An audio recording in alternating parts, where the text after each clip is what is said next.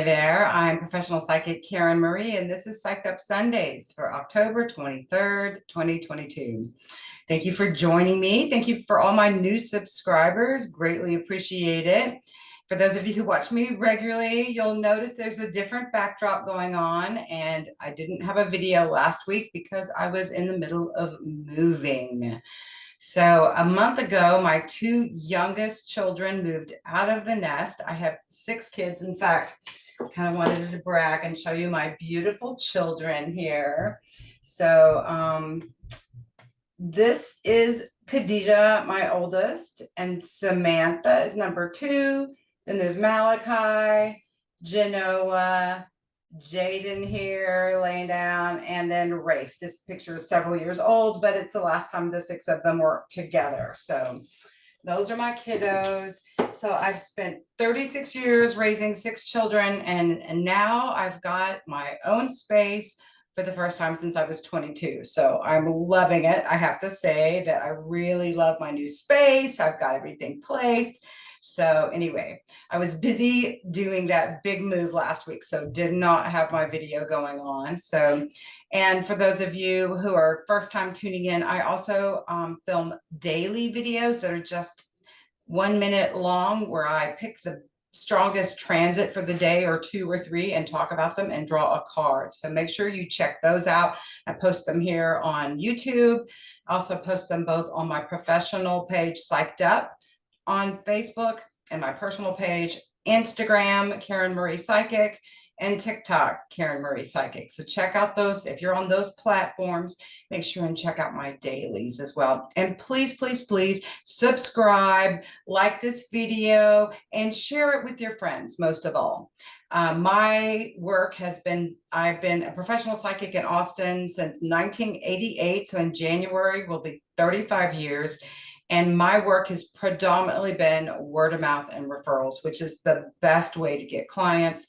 And so I would love for these videos to spread in the same way, that those of you who already know me and love me, share them with your friends and turn your friends on to them. So, all right, as usual today, I'm going to talk about the transits for the week, and we have got a powerful week on tap. Then I'm going to do mini readings for all 12 signs.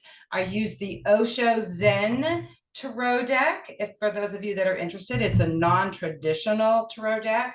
So I'll do mini readings for all 12 signs. I'll put the timestamps below this video so you could go straight to the ones that are pertinent to you. I suggest you check out your sun sign, of course, your moon sign, and your rising sign. Or if you have a stellium, 3 or more planets in one sign, make sure you check those out as well. So, and then at the end, I have another original song I will play for you. I was thinking, which of my songs feel like the Scorpio season song? And I found one, thought of one. And so I'm going to play you an original song at the end. I'll put the timestamp for that music below as well. So let's dig in. So today, the Sun and Venus are together in the skies. They started being conjunct is together yesterday at 29 degrees of Libra. So this is super powerful that the two of them came together. The Venus is the sign of the planet of relationships in the sign of relationships, Libra, together in the skies. And then together they've moved into Scorpio this morning. So they're both at 0 degrees of Scorpio as we start this. So the Sun takes 30 days to go through a sign. So the first degree is 0 and the last is 29 in any sign. So the next 30 days we'll call Scorpio season. Scorpio is ruled by Pluto. The ancient ruler is Mars. Ancient meaning before they had telescopes and could see the outer planets, Mars was the ruler of Scorpio. And we've got Mars up in Gemini stationing, about to turn retrograde next week. It turns retrograde on the 30th. So it's slowing down in the skies, becoming more and more potent. Then we've got Pluto, which turned direct after being retrograde a couple of weeks ago. It is about transformation, death and transformation, power and control. So the ruler of Scorpio I really feel like it's more Pluto. Mars can be explosive, but the Pluto is the lord of the underworld. Like Scorpio people are the best secret keepers on the planet. There's positives and negatives to that, right? Like if you want to entrust your heartfelt secret with someone and make sure it doesn't go anywhere, tell a close Scorpio friend, right? On the other hand, Scorpios can keep secrets from you. They're great poker players because you don't know what's going on in the deep, dark waters of Scorpio, because Scorpio is a water sign. So anytime planets are in water signs, we feel sort of extra heightened emotions. Also, Scorpio is so very psychic. It's the ruler of the 8th house in the astrological wheel, which is the house of the occult, the hidden, death and transformation. It's money that comes from other people's. It's how we merge with other people. So there's a powerful, potent, intensive energy to Scorpio. So the sun has just moved in there, and Venus, the love relationship. Venus represents our love, who we love, what we love, our relationships, our money and finances, and our values, how we receive energy. These are all Venus. It's the divine feminine as well. So with Venus and the sun together in the skies, the sun illuminates. So it's been illuminating these principles of Venus. So yesterday they were illuminating and wrapping up the 29th degree of any sign is like the final exam, the testing degree. And Libra is all about relationships. It's the scales. It's also about justice and fairness. So these two were wrapping up lessons. Like you could have had aha moments, realizations around your relationships, around finances, around how you're receiving energy from other people. Right? It's interesting now that they've moved into Scorpio, and 0 degrees for any planet, is a wiggy point. It's like wide open spaces. It's energetically expansive, like infinite. So the 0 degrees of Scorpio can just feel like all of a sudden we've gone from an air sign, Libra, into the water sign. And like I said, the deep, dark water. So it's like, woo, all of a sudden we submerge into our deeper psyche. So as the sun transits through Scorpio, we really want to go within, look at our secrets inside, look at, are we being truthful with ourselves? What in our life needs to be transformed? Where do we need to merge with other people and work with other people? And where do we need to just do our own thing, right? So Venus in Scorpio is similar themes, but it's like diving deep in our relationships. So relationships can be transformative this next period as Venus moves through Scorpio as well. So, and death and transformation. So you can transform things into something even better. There can be the ending of things as any planets move through Scorpio. Right now, the moon is in the first decan of Libra. That's that relationship sign, right? Justice and fairness. We want everybody to work out. Like Libras are natural mediators and negotiators, and a lot of times natural counselors. I see Librans a lot doing music, like merging with others, and let's all jam together kind of thing. So we've got the moon in the first decan of Libra, and it'll be moving through Libra over the next couple of days. And then we'll have a new moon partial solar eclipse on Tuesday, October 25th. So 2 days from now, we have a powerful, potent new moon solar eclipse in Scorpio. So all these Scorpio themes that I've been talking about, that's the energy, the potency of this eclipse. Eclipses are always transformational portals. They're like where the universe opens up a wormhole. People come into your life around eclipses. People exit your life around eclipses, including births and deaths. When we have an eclipse in Scorpio, it's even more intensive. So new moons are new beginnings, times to plant new seeds, new beginnings. But right now, the South Node, which is about what we're releasing, what we're letting go of, is in Scorpio. So this eclipse is very interesting in that it's a new moon, so it's a new beginning. But at the same time, we want to keep in mind what we're having to release, what we're having to let go of, what we're done with. So eclipses always come in pairs. So the next eclipse following this one, and we work in eclipse season now, and we feel eclipses beforehand. We can feel them 6 weeks beforehand. So we've already been in this eclipse season, and we feel them for 6 months afterwards. So we're already in this eclipse season. We'll have this powerful, potent new moon solar eclipse on the 25th of October. Then on November 8th, Election Day here in the United States, we have a total lunar eclipse, which is a full moon. It's when the sun and moon are opposite in the skies. Full moon. This will happen. The solar eclipse is going to be at 2 degrees of Scorpio. The lunar eclipse will be at 16 degrees of Taurus. It will be conjunct Uranus. Sudden, unexpected things. So eclipses all by themselves can bring in the unexpected, like, wow, incoming out of nowhere. That's eclipse energy anywhere. Like I said, you're entering the portal. You're entering into the wormhole. It is like the most potent astrology, eclipses are. And then you get an eclipse, which is conjunct the North Node, which is our collective destiny, what we're supposed to be learning as it's moved through Taurus. It moved into Taurus at the beginning of year. In the January, the nodes shifted. It takes about 18 months for the nodes to go through a sign, and they travel opposite of how the planets usually travel. So they're going the opposite direction that planets are going. So they start at 29 degrees and then move to 0 degrees. So right now the nodes are at 13 degrees. So this new moon, the full moon at 16 degrees of Taurus is conjunct the North Node. So there's something for us all to learn and see about ourselves, our lives collectively.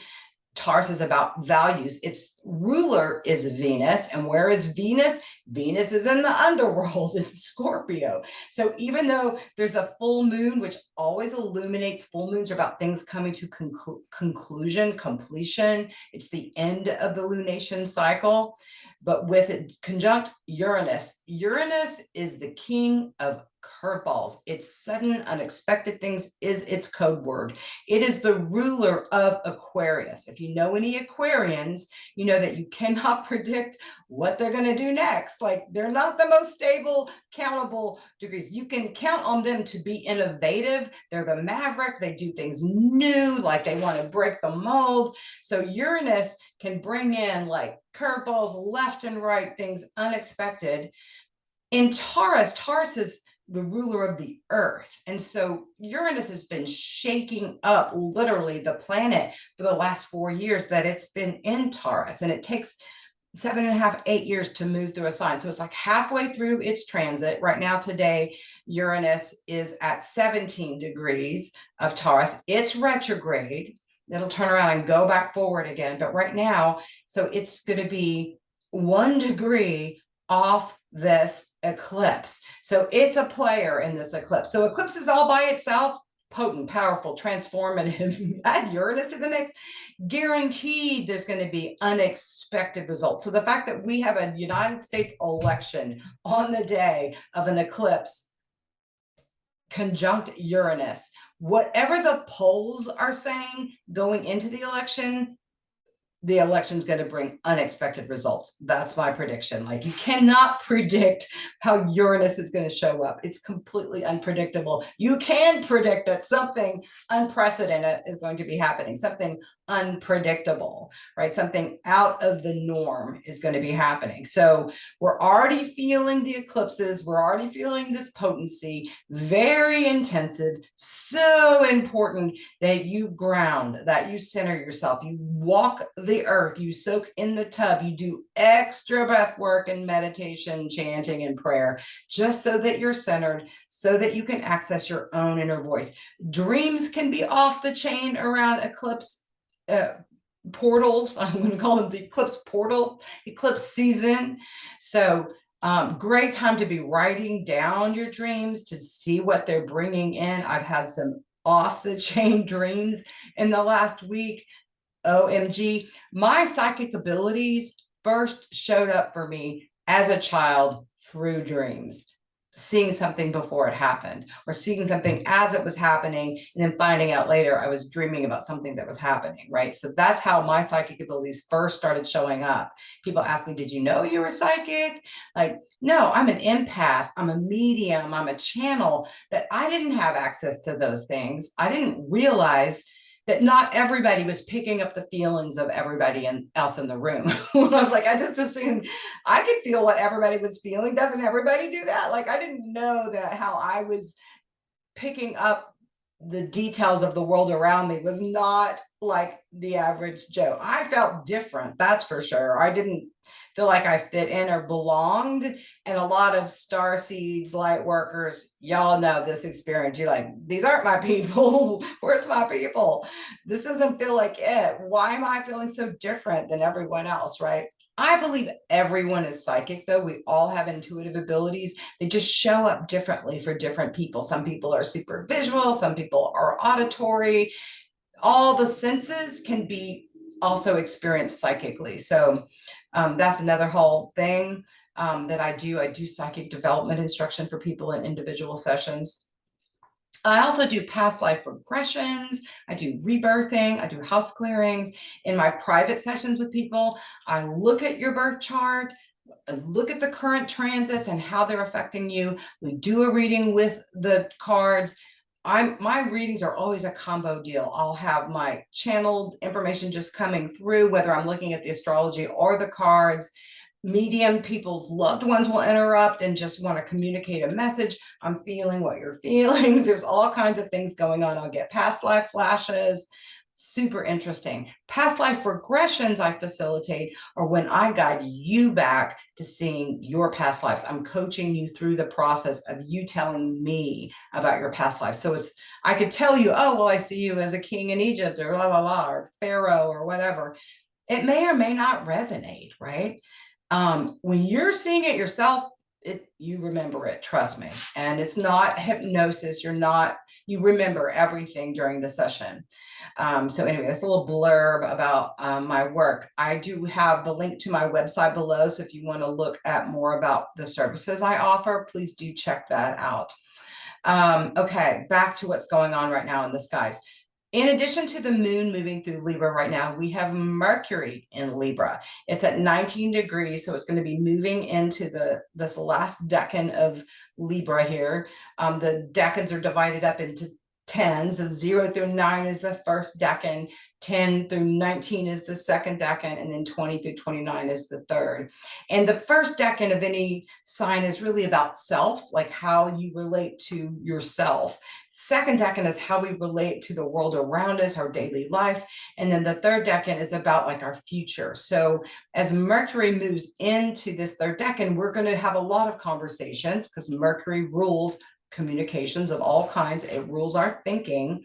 So our thoughts are going to be on relationships, particularly what we want for our future, on justice and fairness, because that's Libra, right? A lot of conversations about what's fair. What do we want for our future in terms of our relationships? This is the theme as Mercury moves through Libra. Now, I talked about Mars slowing down in the skies. Like it's at 25 degrees right now. That's the same place it's going to be when it turns retrograde on October 30th. So Mars retrograde, I know Mercury retrograde is what most people are familiar with because it wreaks havoc in all things that are about communication, texting, plans get messed up. Mercury also rules travel, short-term travel, and our vehicles and our technological devices. So all those kind of things can go glitchy during Mercury retrograde. Mars is about how we take action, put energy into things. It's the god of war too. As a triple Aries, my ruler is Mars. I've been noticing just even with it slowing down, I've been more irritable recently, just like little pissy kind of stuff bubbling up. Like, where is that coming from? Because I'm usually very happy, very optimistic. And so when I start feeling myself being extra pissy, like what's up? Mars is in Gemini, which is ruled by Mercury. Mars is the twins. It's the Jekyll. I mean, Mars isn't. Gemini's the twins. Jekyll Hyde. See, even right now, I've been glitchy in the several times already on this video. That's typical of Mars in Gemini about to turn retrograde, because Mars retrograde in Gemini is going to feel like a Mercury retrograde on steroids. Extra pissy people, warring energy could really be showing up on our planet. I mean, it's already on, right? We already have war going on our planet, that it could be intensified with Mars going backward, because Mars wants to head forward, plow on through. If you know any Aries, they're like first to sign up for things, first to do things. They're the initiating, they're the first sign of the zodiac. Let's go, let's do things. They can initiate, not always great with follow through unless they have other planets that work towards that. The earth signs usually do what they say they're going to do. Taurus, Virgo, Capricorn, grounded people that do what they say they're going to do. Like I said, unless you get other signs. The air signs, Gemini, Libra, Aquarius, can be kind of flaky, have a tendency to leave their body. They're air. They're not really relating to the physical body. Gemini, Mercury in Gemini is the head. It's the twins. It's the duality of Jekyll Hyde. It is mass media. It's communication. So as Mars goes backwards in Gemini, and it will station to turn retrograde on October 30th. And then it goes, I believe it's January 12th. It'll go all the way back to 8 degrees of Gemini, and then it begins to move forward again. It doesn't move to the next sign of Cancer until my birthday, March 26th. So 7 months Mars is going to be in Gemini. Like, it usually spends 6 weeks going through a sign. So if we're to spend 7 months in the same sign, it's hammering out these issues, bringing all these things to light. Any planet that goes retrograde can be a time to look and be self-reflective, be reflective on how you put energy into things, how you take action. Are you taking action in the right ways in your life? You know, this kind of thing. But again, Mercury and Gemini is the ruler of that third house. So communications, you can have to back up, re-say things, go back over things. I sent you that. Well, I didn't get it. Okay. That kind of thing. I mean, and it's a longer period. Mercury, when it goes retrograde, it's only about 3 weeks. This Mars retrograde, super intensive. So we're in the retrograde with Mars through the end of the year. So going back over things, having to redo things can really begin to be the theme, right? And if you're doing what I'm doing and having glitchy communication conversations, having a hard time getting things out of your mouth, that's also Mars slowing down in this planet of Gemini, right? In this sign of Gemini.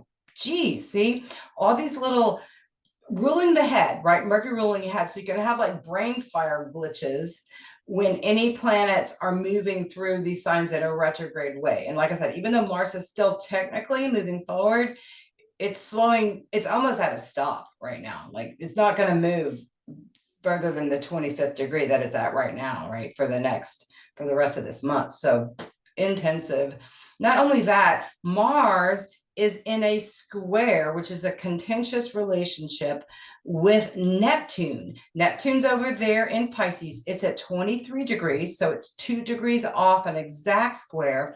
But as it goes retrograde, it'll be an exact square, and I'll talk about that as it gets closer to that. But the square between this planet that wants to move forward and, you know, power through things, and Neptune, which is in Pisces, it's the ruler of Pisces. So on one hand, it's the slippery fish, right? On the upper end of the fish, it's the psychic connection. It's the spiritual connections, the connection to the divine. You can have the most, like, I see Neptune as the psychic radar planet. Like, it really can indicate where you have strong psychic abilities in your birth chart, like wherever. Like, my Neptune is in Scorpio, so it's in the psychic radar, is in a super psychic sign. And so that intensifies my psychic abilities. It's in my second house. Scorpio rules my second house, was the house of how you earn your money. So I earn my money utilizing my psychic abilities, right? So the downside, the other fish swimming the opposite direction, is illusion, delusion, addiction. Neptune dissolves things. It takes things away. And so in the square, the outer planets have the upper hand usually when a personal planet, and Mars is a personal planet. So Mars has been in this square with Neptune already for a few weeks because it's been slowing down. It went over an exact square. Now it's gonna station, it's in this square. So like there can be a lot of conflict, not knowing where to put your energies or just feeling super tired. That's another thing with planets in Pisces, is that you can just want to go to sleep. The illusion, delusion, like I just want to be in dream world. Addiction stuff could really rise to the surface. And even people who've been going forward, maybe put some addictions down as Mars starts going retrograde and in this square with Neptune, you can have the tendency to pick them back up again. So watch out for that. Watch out for those patterns that you think you've moved away from. They could resurface and come back up to kind of haunt you. So that is going to be ongoing really through, it's going on for a while, this square energy. So again, if you're tuning to the higher vibrations and using this time to not try to move forward in the world, but try to release, let go of, and access your own higher self, your own spiritual center, it can be this really lovely, yummy time to bring in like information from others. But the dissolving aspect of Neptune can take away what your plans are. Oh, I thought I was going to be going to this way, or I was going to be doing this. Neptune can just wash that away. So just watch out for that energy too. Like, I think it's important to have a whole lot of grace right now because we're going through intensive times. We've been going through intensive times. And preview of coming attractions, 2023's astrology puts 2020's astrology a run for its money. It's we're still in the thick of deep level transformation. Part of that also is because Pluto is in the last degrees of Capricorn. Now it's going direct again. It was retrograde. Pluto is like a wrecking ball. It is deeply transforming this part of your chart. Wherever you've got the last degrees of Capricorn, it is transforming this in your life. For me, Capricorn rules my fourth house. Fourth house is about home, family, your children, being a mother. Boy, has that not been deeply transformed for me personally since Pluto first entered Capricorn in 2008. But recently, wrapping things up, like kids leaving the nest. I'm now alone. My home is a different, even I physically have moved 1, 2, 3 times now since Pluto has gone through my fourth house, since fourth house is home and Pluto is transforming it. Hopefully the dust is settled, but it doesn't completely leave. I mean, it dips into Aquarius in March of next year, 2023. Pluto dips his little toe into Aquarius, then it'll retrograde back into Capricorn. It goes back and forth across between Capricorn and Aquarius for the next couple of years. By November of 2024, just after the election, Pluto is in Aquarius to stay for some time to come. So wrapping up the lessons of Pluto and Capricorn, what is that? Capricorn is Earth, right? It's the government, it's the leaders, it's the way we've always done things. Pluto, death and transformation, power and control. So Pluto is changing up how we've always done things. The top-down power hierarchy that was integral in this country as it was formed, other countries as well, is being toppled, right? It's the next sign is Aquarius, the wavy lines where we're all vibing together, right? So that's the direction we're headed into. That who has the power and control? Everyone united together, not just the top down, the people with the power and control. We're having a Pluto return in the United States. I've talked about this a lot in previous videos, but for those of you who haven't heard them before. So we have in the United States natal chart, which is July 4th, 1776 at 5:10 p.m. in Pennsylvania, Philadelphia, Pluto's at 27 degrees of Capricorn. Right now, since Pluto went retrograde, it's at 26 degrees. It's already crossed over the United States Pluto once. It's gone retrograde back over it. It's just 1 degree off of it right now. It will cross over it again here. So it is stirring up the power control principles that were in place when this nation was formed. And what was going on? We were rebelling against the control of a foreign government that was trying to rule us. Who had the power? Who made those decisions? Who wrote the Declaration of Independence? White men with money are the ones that were the founding fathers, right? That paradigm is being toppled. So we're seeing incidences of, and not just here in the United States, this power paradigm is being challenged all over the world. And what we're seeing is like the Custard's last stand. Those that are in power in these old school paradigms and don't want to lose their power are racking up to hold on to their power. That's what Putin's doing over there, right? Trying to, like, he's probably terrified that he's losing his power, which is why he's trying to get power and control over someone else, another whole nation. You know, people who have control issues in your personal life, they want to try to control the people around them because they don't feel in control, right? And so we have those old school paradigms that play here in the United States. Who's been running our country? The white men with money. Now that paradigm is beginning to shift, but it's still predominantly white men with money that are running our country and are in our Congress. It's slowly changing. As Pluto moves through Aquarius, we're going to see a whole lot more diversity show up. And my prediction is that whoever is at the helm in the president's seat moving into 24 is going to be a breath of fresh air, like Aquarius is, right? Someone new. So if Biden, for example, gets reelected, I don't feel like he'll stay in that seat long term because of the energy of Pluto moving into a new sign. And I really feel like Biden represents some of that old school power paradigm. So does Trump, right? And so it's going to be real interesting to see how that shows up. But my gut is going to be a breath of fresh air. It's going to be someone new that's more diverse, more unique, a maverick, breathing the breath of life, Aquarius, new wave energy into our country. So it'll be real interesting to see how that shows up and what factors happen in.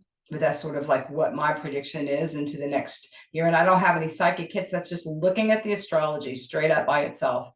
I knew that we were headed into something completely unprecedented in 2020. And that was because the lineup of Pluto and Jupiter and Saturn all together in Capricorn. And that had been an unprecedented conjunction for these three outer planets to all be in this same place in the skies that hadn't happened in like 8,000 years. And so I knew there was going to be something unprecedented happening. I didn't know what, but I was ready for it. Like, what's it going to be? What's it going to be? What's it going to be? And then as soon as I heard the first report out of Wuhan, I knew it was going to be a pandemic, right? So astrology is not predictive in the way that you could go, oh, this is going to happen, but you can see, oh, this is unprecedented. We're going through eclipses. We're going to see sudden unexpected things we did not expect happening, showing up, right?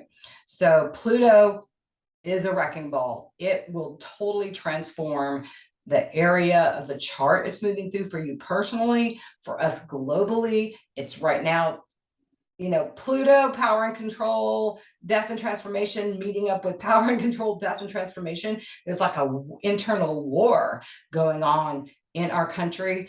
And, you know, if there's ever a time for a civil war, that could be going down in the next 2 years as Pluto goes up and back into, like, these last degrees of Capricorn are a testing point. Last degrees of any sign are a testing point. It's like when we wrap up the final exam, did you learn the lessons of the transit? So we're giving up this old paradigm and we're moving into a new one, but it's going to be really gnarly over these next 2 years as Pluto goes back and forth between Capricorn and Aquarius. Okay. So anyway, and we don't have any control over that, right? We don't have any control of what shows up in the outer world. All we have control over is how we respond to it. And this is where spiritual practices and being able to disconnect from the 3D realm and connect with your own higher self and the eternal spirit of your soul is so critical to not get caught up in the drama And during this Mars retrograde into all whatever's going to come across the media, it's going to be on like Donkey Kong over these next few months. If we think media stuff has been off the chain before, lies like Gemini is duplicity, right? Jekyll and Hyde, lies and deception. You can't tell who's telling the truth. That's going to be the theme for the next few months when it comes to news and social media and, like all kinds of falsehoods and things that are not true are definitely going to be coming across the airways in a really powerful way. So buckle up, buttercup. Ground and center yourself. Let's see, what else do I need to talk about? Okay, not only do we have this powerful eclipse, new moon in Scorpio at 2 degrees, but Venus is also right there in the mix. So I have that both the sun and the moon are going to be exactly at 2 degrees of Scorpio, and Venus is going to be at 2 degrees and 40 seconds. So, or 40 minutes. So Venus is right there with it. So this new portal, new beginnings, is also going to be relating to our relationships, also justice and fairness, our money and finances. So there could be something crazy that goes down in the stock market as well, because eclipses can bring all kinds of cray-cray. Venus rules money and finances. So there could be new beginnings when it comes to money and finances. But again, with this eclipse energy, who knows? Relationships can totally come in and exit around these next 2 eclipses. Powerful because it's the financial access.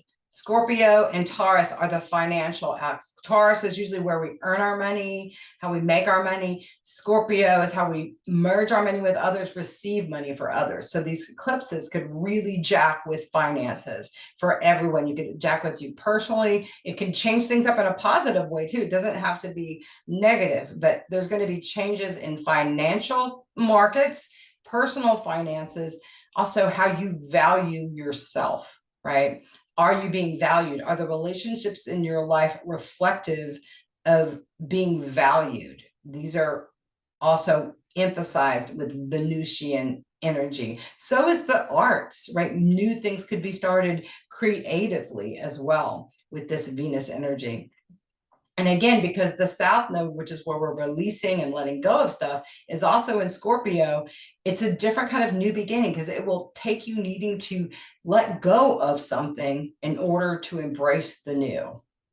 That's just what I'm getting with that. Let's see, Jupiter right now is at 0 degrees of Aries. It's going retrograde. Jupiter is one of the beneficent. Venus and Jupiter are like the most beneficial planets, like bring the kisses, bring the good luck in. And then Pluto and Mars are considered some of the maleficent, they can really wreck things up and wreak havoc.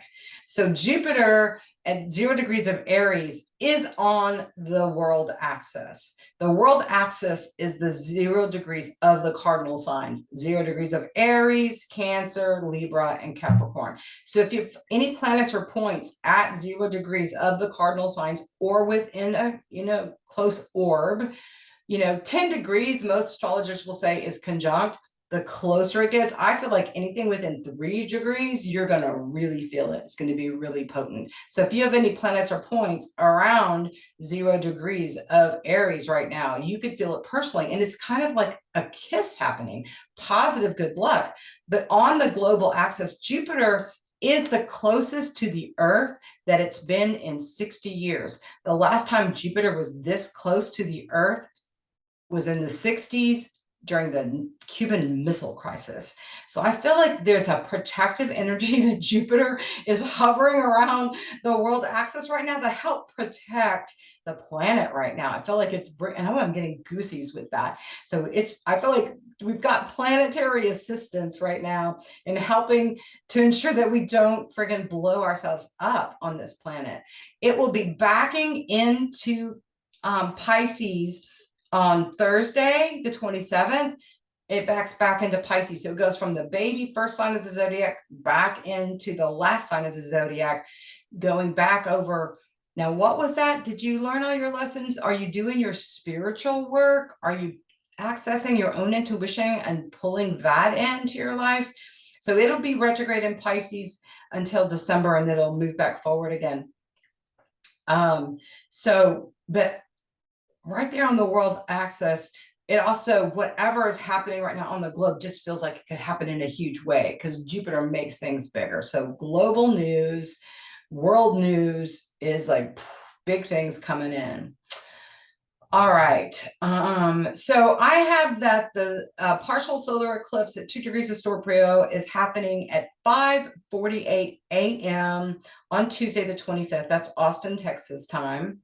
So just if you want to know when the new moon is happening, and it's always a great time during new moons to, do your vision boards, to set your intentions, to write down your goals that you want to accomplish for the next lunation cycle.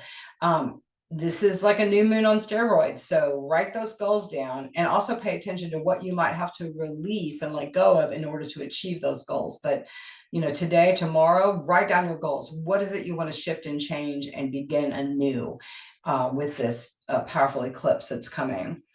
All right. So I have then on Wednesday, let me take a swig here of my tea.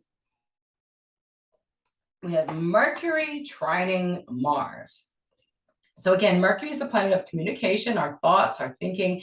Mars is the planet of taking action. A trine is a very positive connection. So it's easy to get aligned between, oh, I think I'll do this. Oh yeah, let's go do it. And making things happen, ideas and action coming together. But since Mars is slowing down, it could take a while for something to actually get in motion. You could get the plans. Oh, that feels right. Let's do that. And then there could be a delay, or it could take a while for it to get started. So just be careful. And anytime Mars has got something going on, be careful out in the world around people with unresolved anger issues, around driving, traffic, travel, because again, it's the god of war, slowing down, and it doesn't do well stationary. It starts imploding. So people with unresolved anger issues can be imploding. So keep a wide orb around those kind of folks.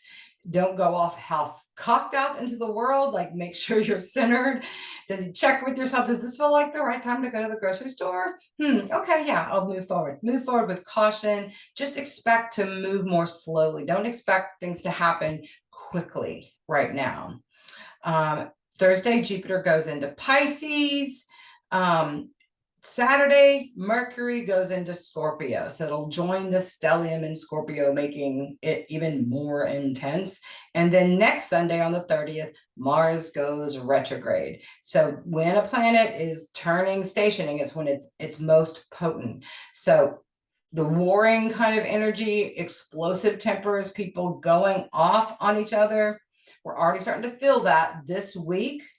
And we feel transits ahead of time. We feel them after the fact. Just because I say certain things happen at a certain day, I almost always feel transits before they happen. This, call me psychic, but I feel them ahead of time. I can feel it coming. And if you're tuned in, you may also experience that same thing, or we can have the residual effect of feeling it afterwards. So, I always take that with a grain of salt when I'm talking about these dates. You can feel any of these transits at any time this week, right? Okay, so another thing that I've written down in my notes, Mars is going to be retrograde in Gemini, right? So Venus went retrograde in the same part of the skies in April through August of 2020. Mercury went retrograde in this area of the skies May through July of 2021. The North Node was in Gemini through in this period from August of 20 to July of 21. So you could be revisiting themes as Mars goes retrograde. Also, people from your past can come back when the personal planets go retrograde. So past life people can come into your life. People that you thought had left a long time ago could resurface and come back into your life. So the other notes I have about the solar eclipse this week is that it's elevating personal power or the sense of empowerment, because Pluto and Scorpio is all about personal power. And it's like merging with like-minded others. It's like finding your tribe. So this could be a great time to go out. Yeah, go do that new thing. Go connect with that new group. You might find your people under the wake of these eclipses coming up. So that's what I get. Like, if again, you can tune into my dailies and I'll talk about the transits that are intense for that day. If you want to know, have a day by day account of what's going on this week. All right, so now I will move on to doing readings for all signs.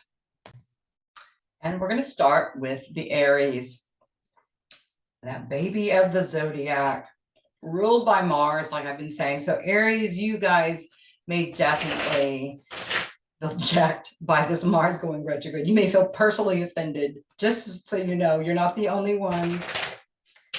But we're all going to be feeling this Mars retrograde, but Aries in particular, since Mars is your ruling planet, you're going to feel this pretty strongly, this transit. I really feel like I'm hearing that Aries are going to be completely changed between now and January, mid-January. Lots of changes in your lives. I feel like the changes are going to be positive, but you may not be, it may not be what you're planning right now. Let me just say. All right, what do the Aries need to know for this week?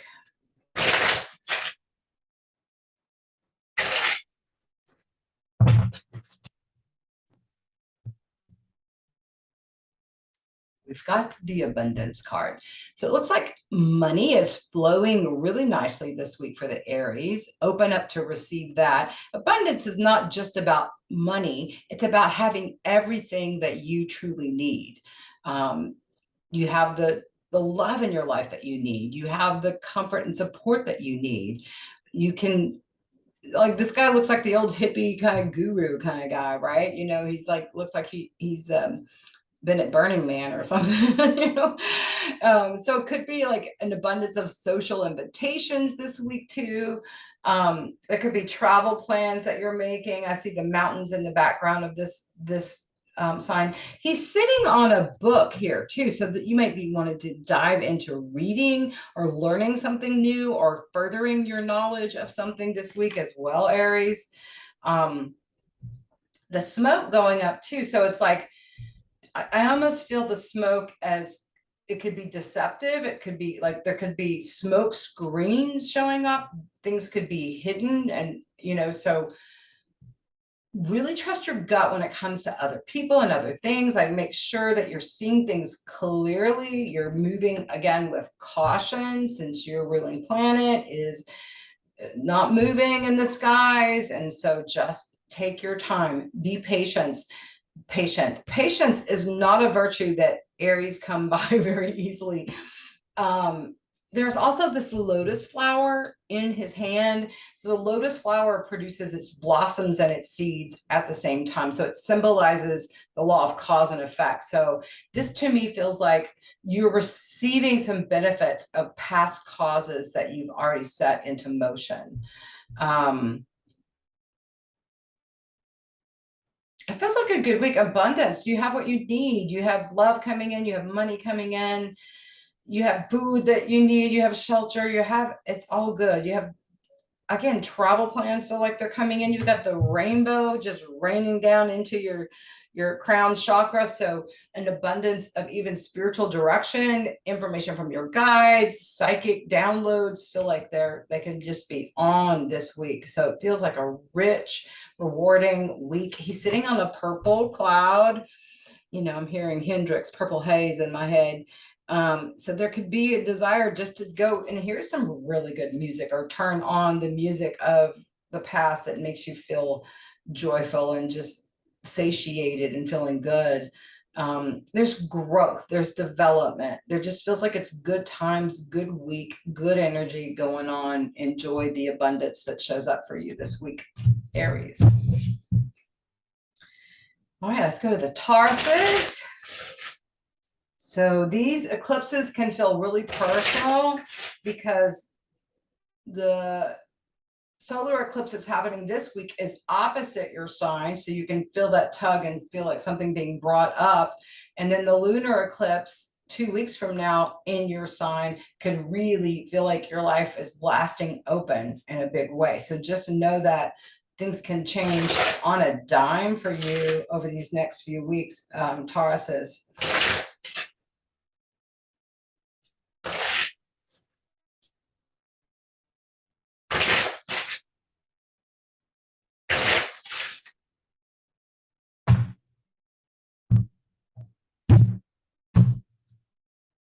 Right, I've got the laziness card. This could be where you're just really feeling tired and like, oh my God, I've been going through, I just don't have it. Like, I don't want to do that. Like having trouble feeling like, moving forward or getting in motion. It could be that you're literally on vacation and taking a break, in which case, please enjoy that. Like if you're going to take a break from your life, enjoy the break.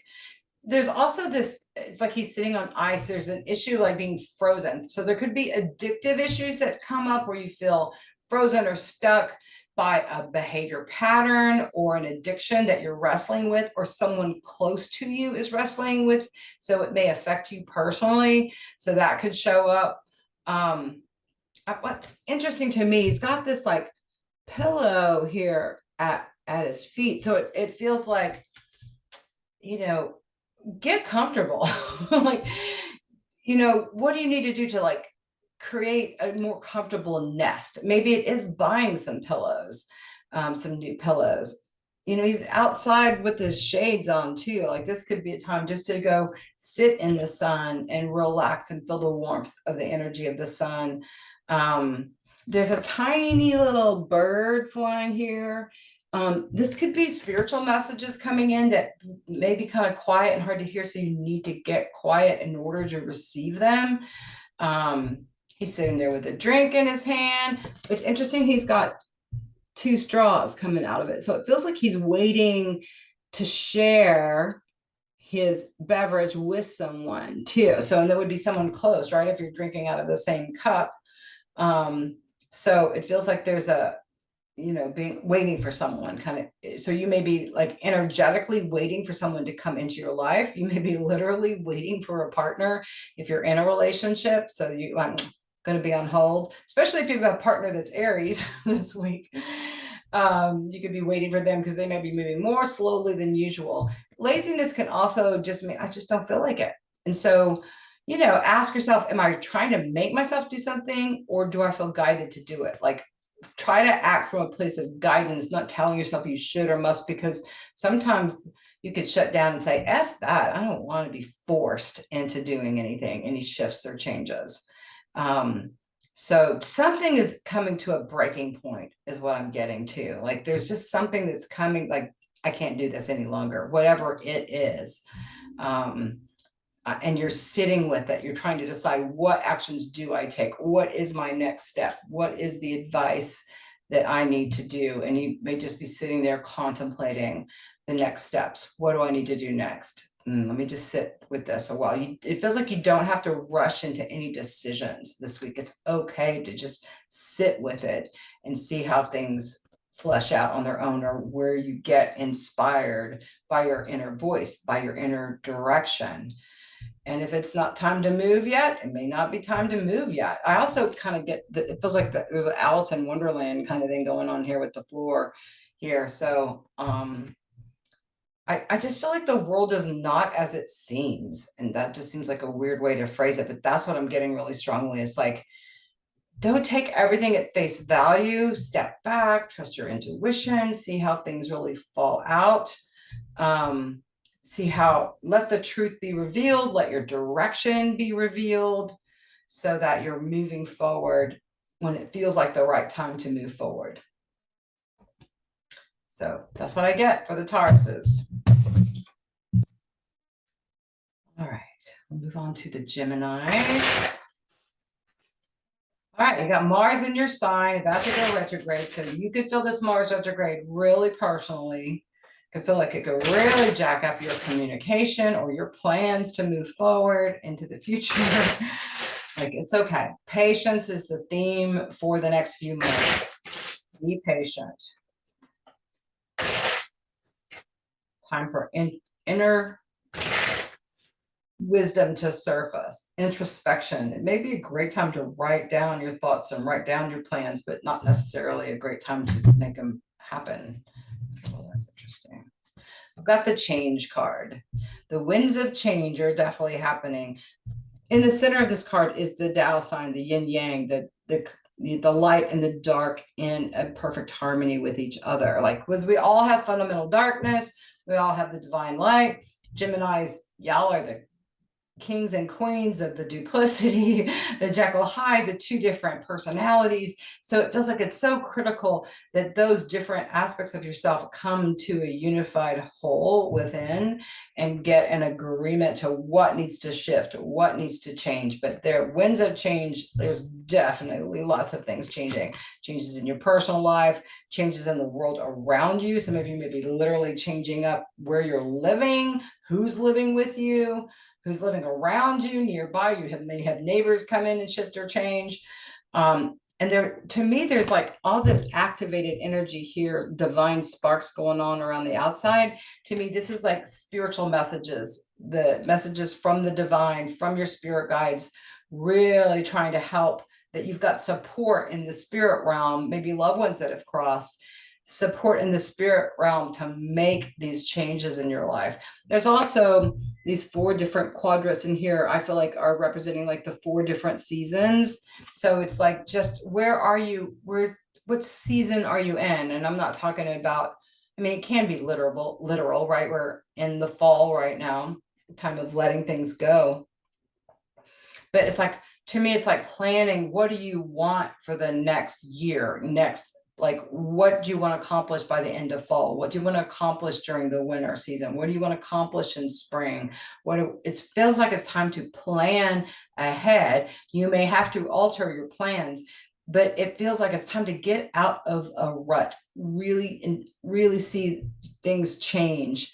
There's also just the energy of a lotus flower sort of or like a sunflower. There's like this flowering energy. So it does feel like things are blossoming and shifting and changing. It may not be overnight, though. You may just have to sit back and let things unfold and let things develop. But my sense is that this next year for the Geminis is a time of tremendous change and transformation in a positive way. But you might have to let go of some of your old plans and be open for the universe directing you in new ways. Be open to new people coming in. Be open when people leave too, and wish them well as they ease on down the road. Real important to center yourself, disconnect from all the world, get out of your head, get into your heart and your spiritual body, and get that balancing out going on internally so that you feel whole, connected to your divine sense of mission, because the world is going to be looking like some cray right now, and for the foreseeable future, for the next couple of years anyway, very intensive. So what do you feel guided to do? It's real important that you access your own personal guidance and follow that. And now we're going to go to the Cancers.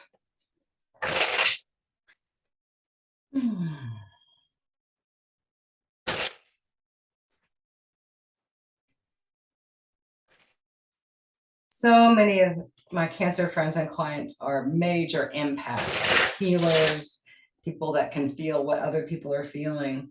And with the planet going through so much change and transition, it can just be really dicey out there in the world. So make sure you're wringing yourself out. Cancers can be just big empathic sponges. And it's so important that you spend time clearing out the rest of the world. I've got the morality card coming up. This is feeling shut down, stuck, dealing with.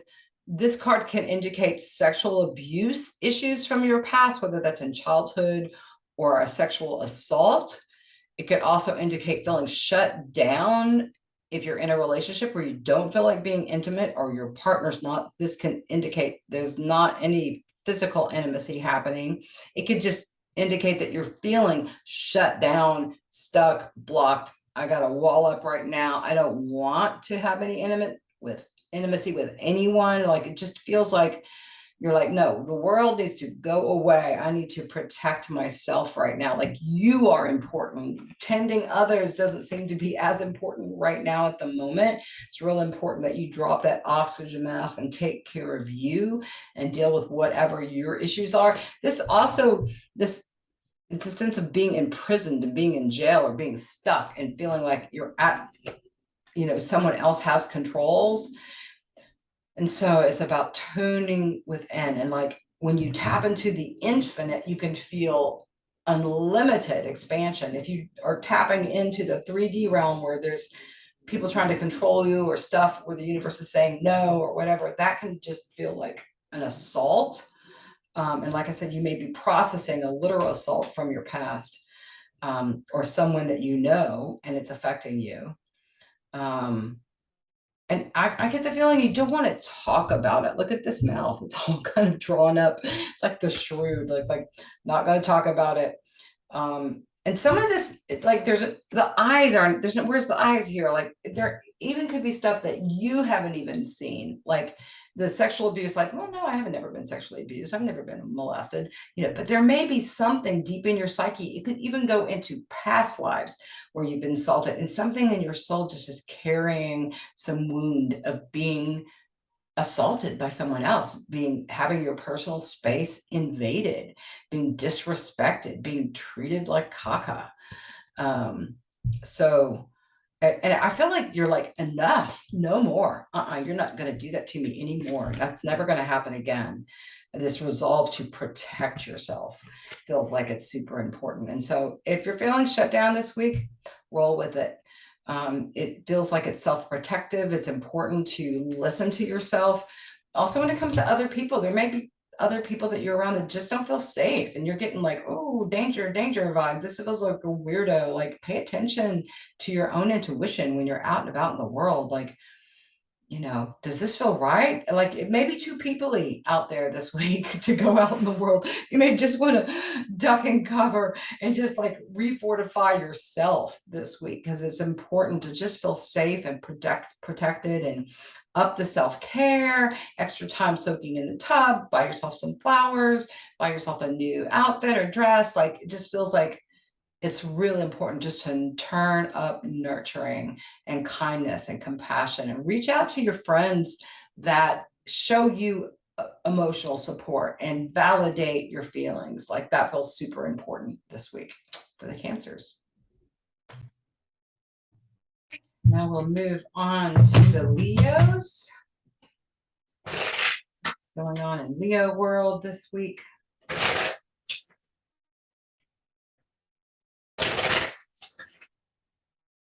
Oh,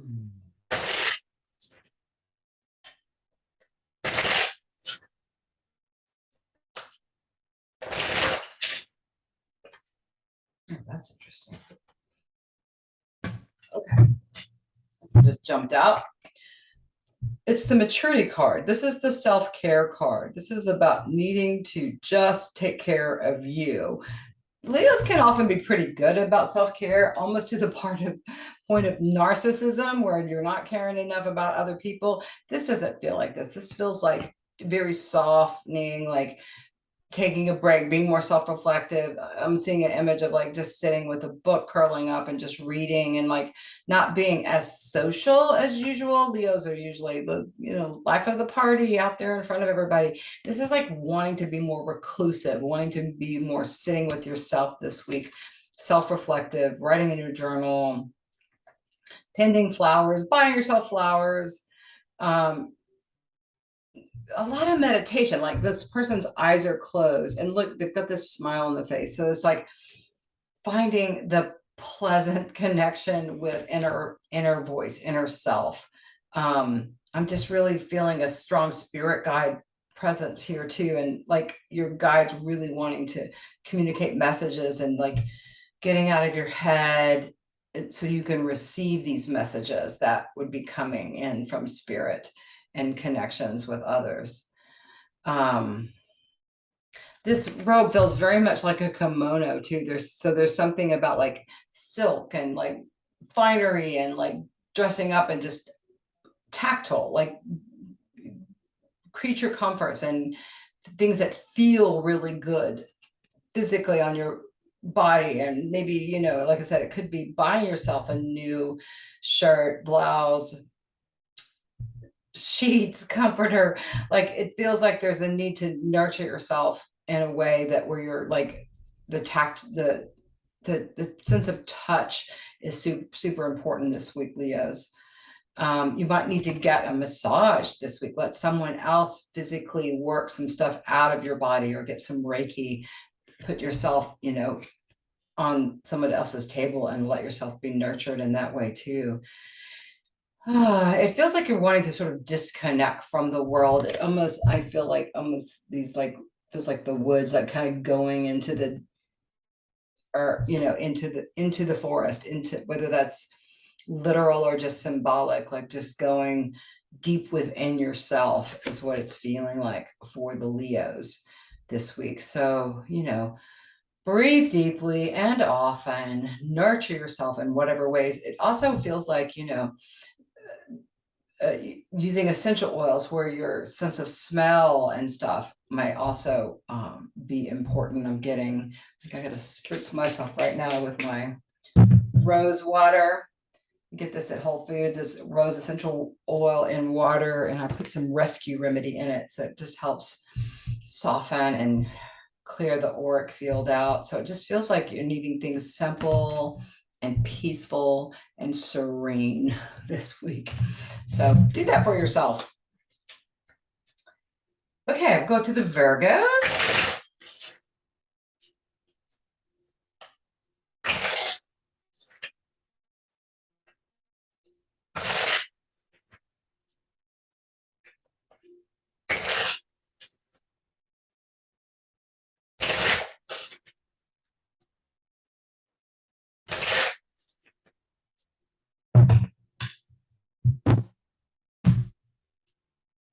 Got the aloneness card.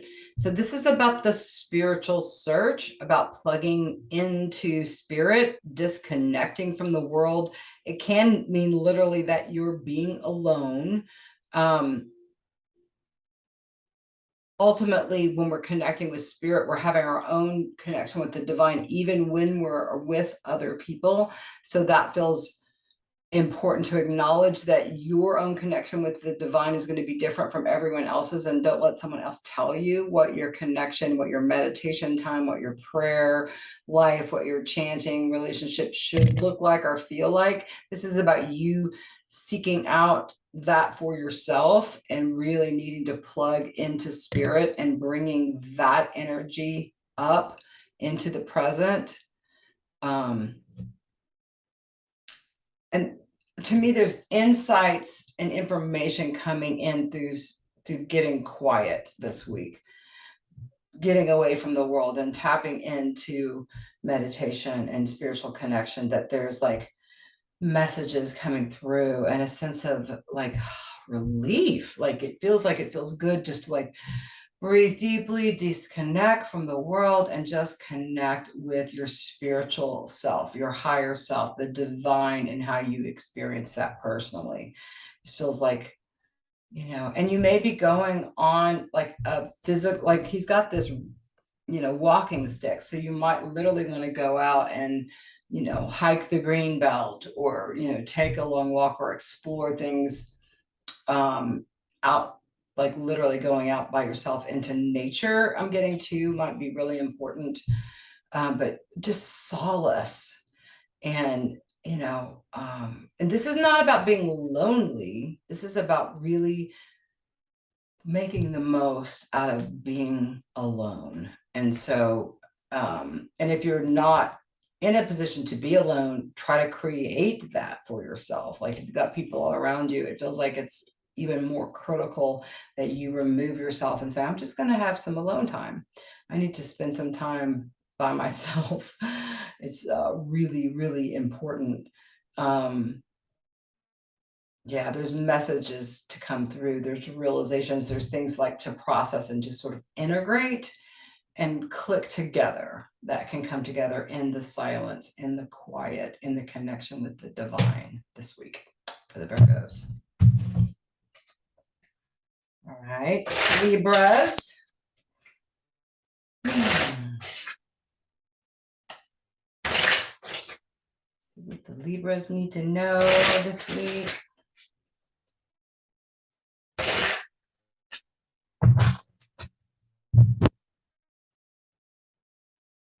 Got the Fool card. This is not about being foolish. This is about following your own intuition off that cliff, not caring what anyone else thinks about you. If it feels right for you, then do it. That's what this card says. This is about getting inspired. This person has gotten messages from the stars, from heaven, like he knows what he's doing is right. He's not looking for validation from anyone outside of himself. He just is following his own voice, his own heart, taking a leap of faith in some way. This feels right. I'm going to do it. I'm going to go for it. There could be travel involved or plans of travel here with the mountains. This could be symbolic of a spiritual journey that you're in the middle of, that you're on the right path. You're on the right road. You've been listening to yourself. You've been following your own inner voice. You've been asking daily, what today do I feel guided to do, and doing it.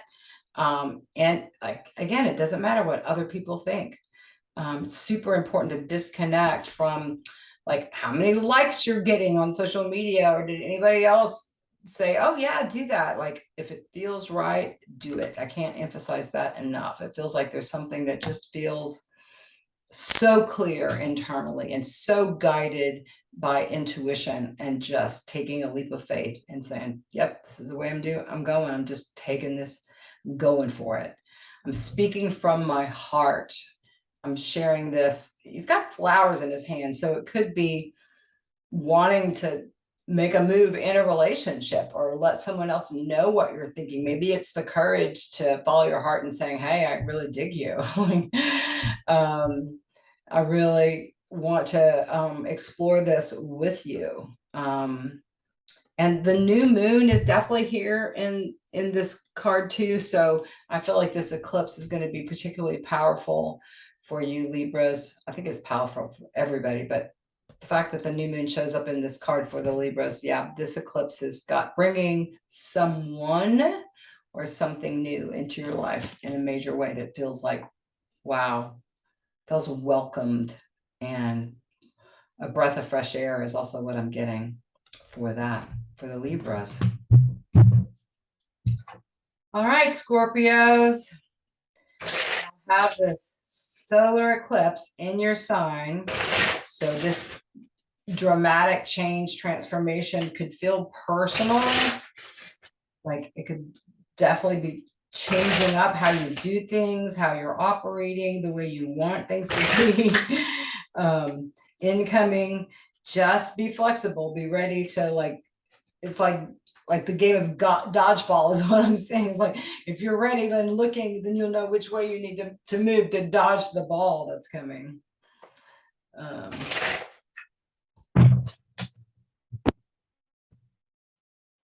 Drawn the Rebirth card. Well, this certainly is an eclipse energy in Scorpio. Death and transformation, rebirth. The story behind this card is that this camel is the beast of burden. He's all loaded up. He's not moving. He's just like dealing with carrying other people's things and other people. And he's just like, enough, parking it. Out of that comes the lion. And, the lion gets pissed off, get into motion, like something may piss you off to get you in motion. I've always thought it was interesting that the word courage, which is associated with lions, has the word rage in it. So something may piss you off to get you motivated or into motion. That energy needs to be tempered. Then out of that energy of being in motion and fighting for something comes the beautiful spirit and innocence of the child, music, divinely inspired energy. So it's tempered, like getting in motion, getting started, and then like, okay, receiving input and inspired energy from divine to move forward. To maybe you're channeling music, maybe you're listening to music, maybe you just are feeling like childlike and doing things that your heart enjoys, your inner child is wanting to do. when you're playing a flute, other people can hear you. It can be for your own pleasure, but also it feels like doing something that also other people enjoy, other people are receiving in a positive way. So rebirth is all about transformation. So it's a powerful week of shifting and changing, and it may be feeling kind of moody. Y'all are used to that being Scorpios. But there's just this beautiful bright light that's coming. So the darkness here into the light is what this week is about for the Scorpios. We'll go to the Sagittarius.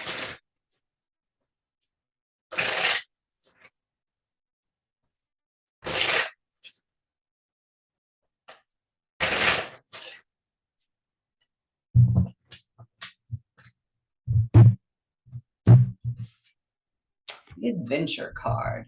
This is about following your intuition, your inner voice, your inner child into that next right step. You may not know what the big picture is, but you can know where the vortex is, where you're supposed to be putting that next foot.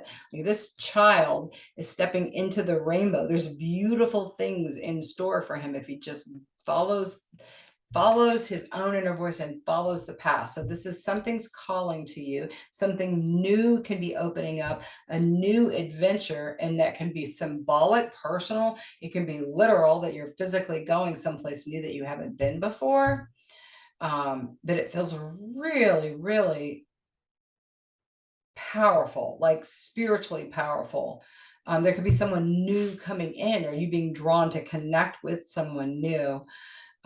You could be drawn to go to a new place or plan a trip to go to someplace new that you've not been before.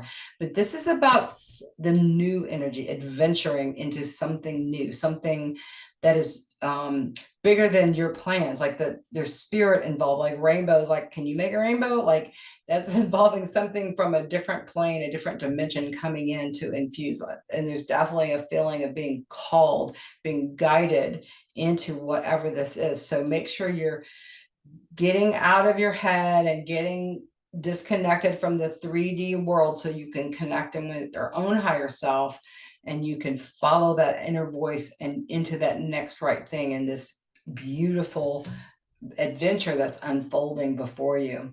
Feels very exciting, very heartwarming, thrilling. Your inner child feels like it'll be fun, enjoyable. And there's no fear. I mean, this child is heading in there like, okay, I'm going here, so something's opening up in a beautiful, powerful way for you guys this week, Sagittarius. We'll go to the Capricorns.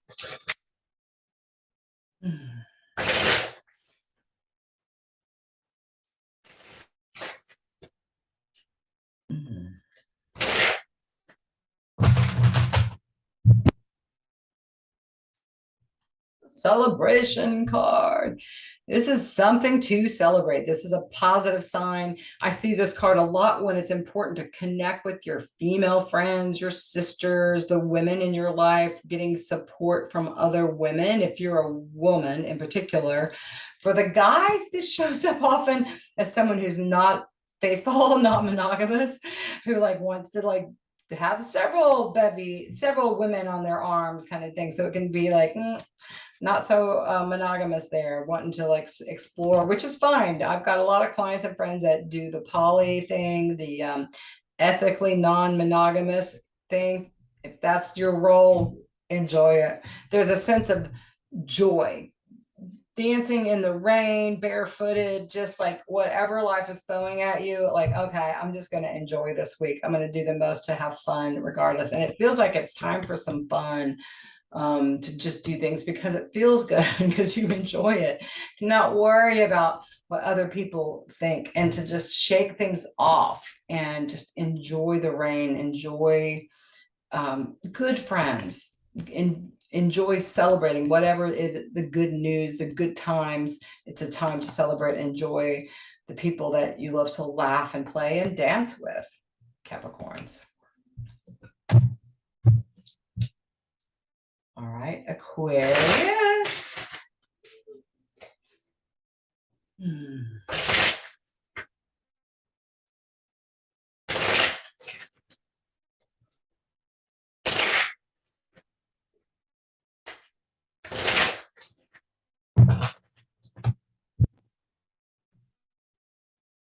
Lovers. Okay. So this card can indicate love in your life showing up. This is the one card that can indicate there's like exchange of energies between someone that you love. It can also indicate self-love, that you're loving yourself, you're loving your own inner child. But there could be someone coming in this week with the eclipse conjunct Venus. There definitely could be new love entering your life. And a love potential, lovers, spiritual potential.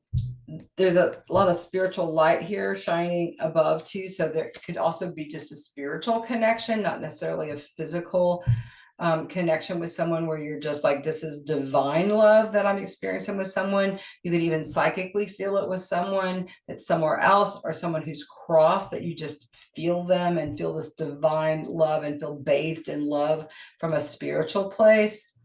But this is a yummy, yummy energy of just really feeling love is in your life, where you can see it in lots of places. I'm getting this week for the Aquarians, that you feel loved by the universe, you feel loved by a particular person in this life, or you're open to a divine love coming in, and that could show up this week.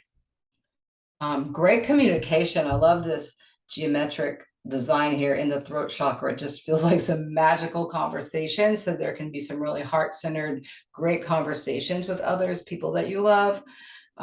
So yeah, feels very mystic, and I'm getting a past life feeling too, with this energy. It almost feels like these people are like Egyptian, right? There's an Egypt, and there's like stars in their hair. So it feels like you're definitely meeting up with someone from a past life, or connecting with someone that you know you've had past life connections with, and there's been love for more than one lifetime going back and forth. So exciting for the Aquariuses and the Pisces.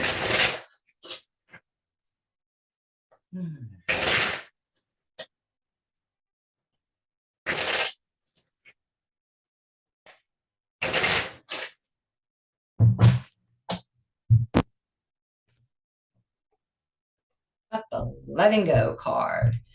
It's okay to let it go. Release it. There may be a need to cry. There's like a little tear here going on. You let things built up. It needs to just like let something go, let someone go. You can't control it. Let it go, release it. Breathe deeply. I mean, it feels like you may need to get into water, the shower, the tub, the hot tub, sit by running water and just drink in sort of nature being in control, that you don't have to be in control. You can just trust that things are happening the way they're supposed to be happening, and not, this is definitely a card to let go of any fight or any struggle you're having. Like, let it go. Are you struggling with an addiction? Let it go. Just turn it over to the divine. Are you struggling with a person? Let them go. Turn them over. Trust their path, their higher self. You struggling with something personally? Turn it over. Let it go. Call in the divine for help. I need assistance. I need support. I'm getting caught up in emotions. This can feel like an exciting, like, oh, done with that.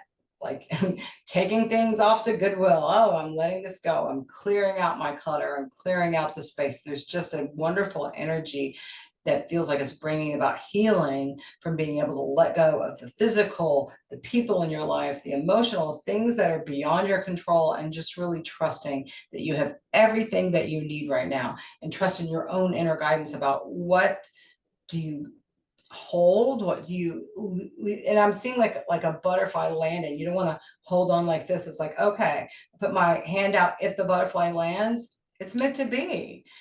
It's just important to not try to be gripping and holding on. It's just important to just trust the divine, trust your own higher self, trust your own intuition, and let it go this week.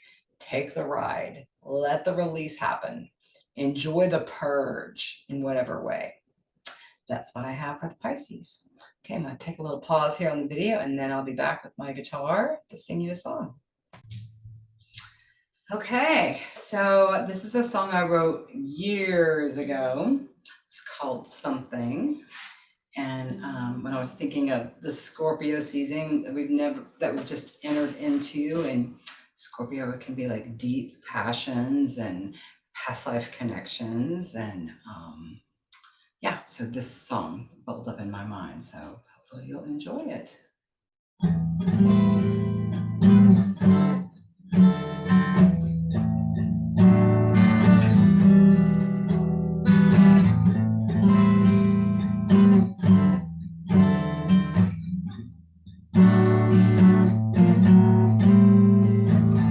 Something in the way you move, something in the way we groove, something in the things you say made me want to stay. I knew right from the start that you'd be in my heart, baby. As the years have flown, my love for you has grown. I love you, I know you see, and I think we make great harmony. Do you think you'd like to spend eternity with me?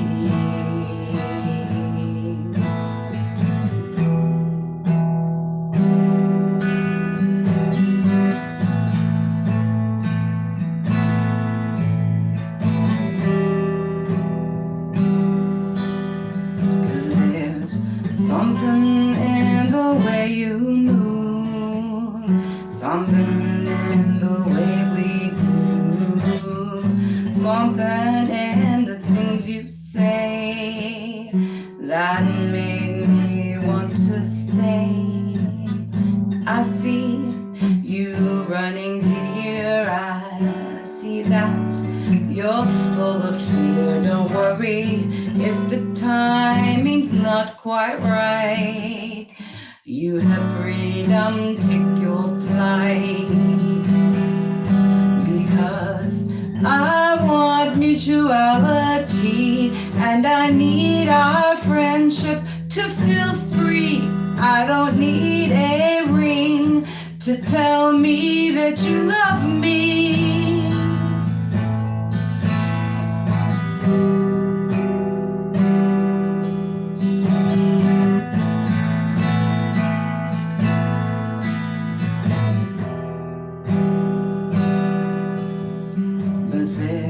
Something in the way you move, something in the way we move, something in the things you say that make me want to stay. Something in the way you move, something in the way we groove, something in the things you say that make me want to stay. All right, y'all have a good week. Peace.